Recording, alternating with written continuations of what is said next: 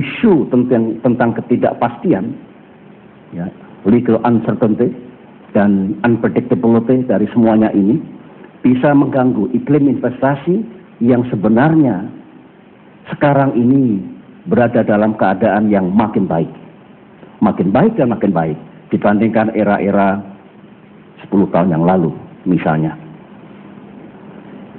Saudara juga tahu di masa krisis dunia sekarang ini, ketika ekspor banyak negara termasuk negara kita mengalami penurunan yang tajam, maka andalan kita investasi. Kita punya peluang investasi. Tidak semua negara punya peluang itu sehingga pertumbuhan ekonomi mereka jatuh. Ada yang minus, ada yang tumbuh sangat rendah.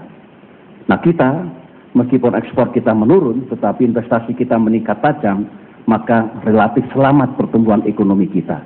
Dan itu penting bagi rakyat kita. Kalau ekonomi tidak tumbuh, saya khawatir akan terjadi gelombang PHK, saya khawatir tidak akan tercipta lapangan pekerjaan yang baru, saya khawatir penerimaan negara juga berkurang, dan sebagainya. Oleh karena itu investasi sangat penting dalam hal ini.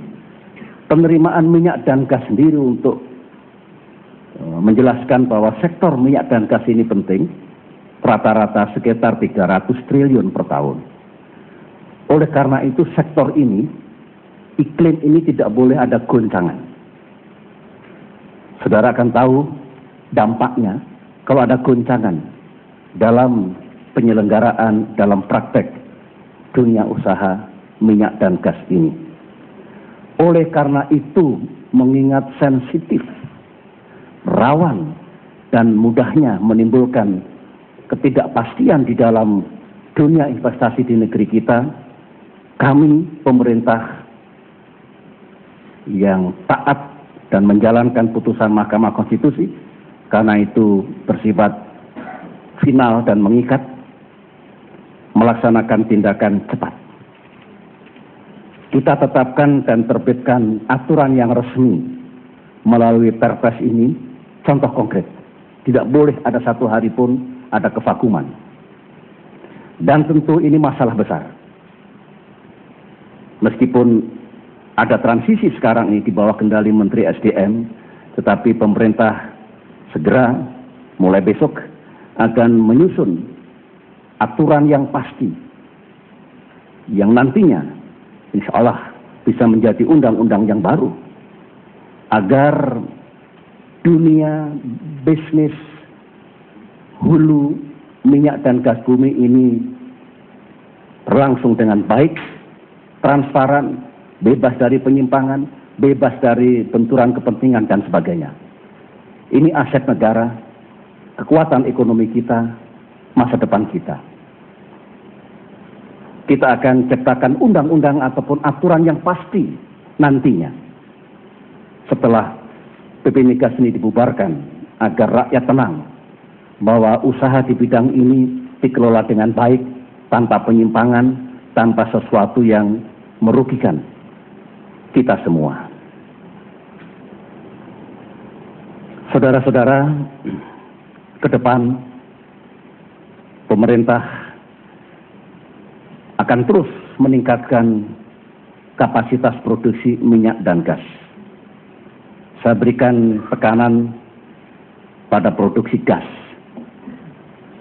Mengapa? Kebutuhan domestik akan gas makin besar dan terus meningkat. Dan ini mesti kita penuhi.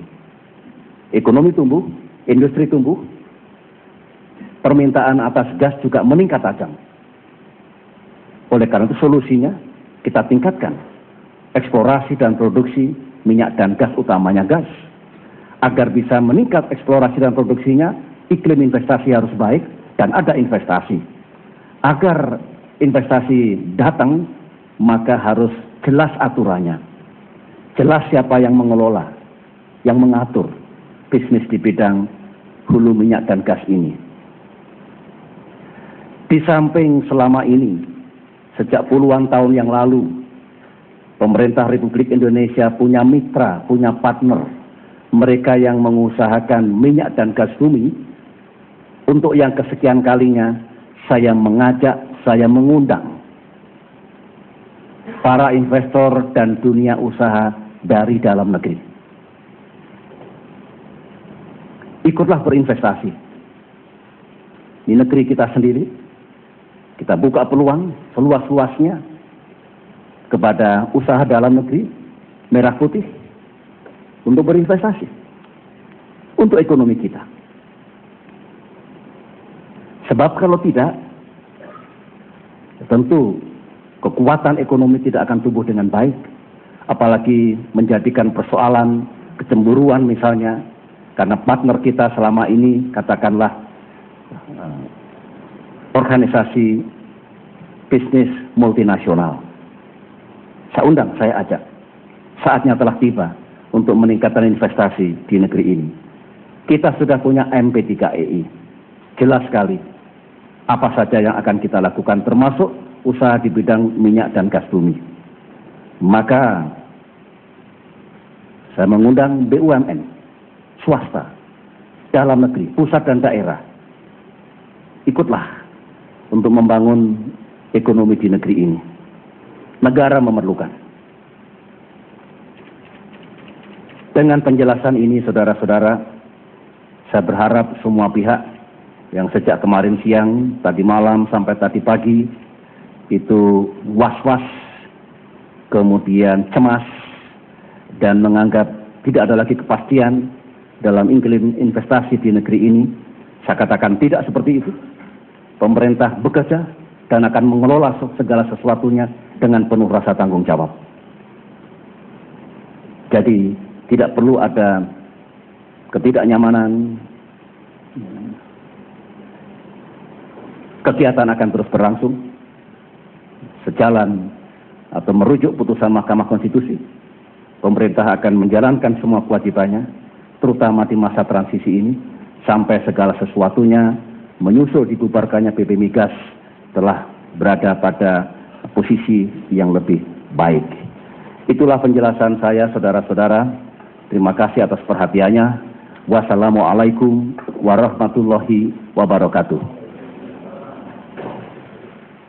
Ya pemirsa, itulah tadi pernyataan Presiden Susilo Bambang Yudhoyono terkait dengan putusan MK yang membubarkan BP Migas. Ada beberapa poin penting tadi yang pasti Presiden Susilo Bambang Yudhoyono menyatakan akan menaati dan menjalankan seluruh putusan MK tersebut.